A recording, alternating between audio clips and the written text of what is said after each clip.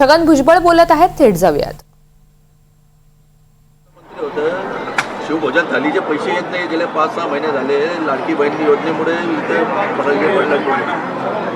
काही पैसे जे आहेत लोकांनी मला जे सांगितलं ते मिळालेले आहे. आपल्याला सगळ्यांना कल्पना आहे हे काय लपून ठेवण्यासारखी गोष्ट नाही. आपली जे आहे आमदानी आहे त्याच्यामध्ये प्रचंड एखादा मोठा खर्च वाढला तर इतर ठिकाणी थोडीशी ओढाताण होणार.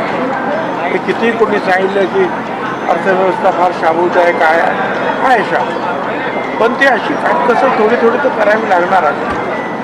पण शिवभोजनचे पैसे, गरिबांचे पैसे, एक एक पैसा त्यांना देण्यात येणार, त्याप्रमाणे काही पैसे देण्यात आलेले आहेत. साहेब, मराठा आमदार जे आहे ते धनंजय मुंडे यांचं खच्चीकरण करताय असा आरोपही गुणरत्न सदावर्ते यांनी केलेला आहे. तर प्रत्येक जण काय कोण या राज्यात आणि देशात बोलतो त्याच्यावर मी काय उत्तर देऊ. धन्यवाद सगळ्यांना.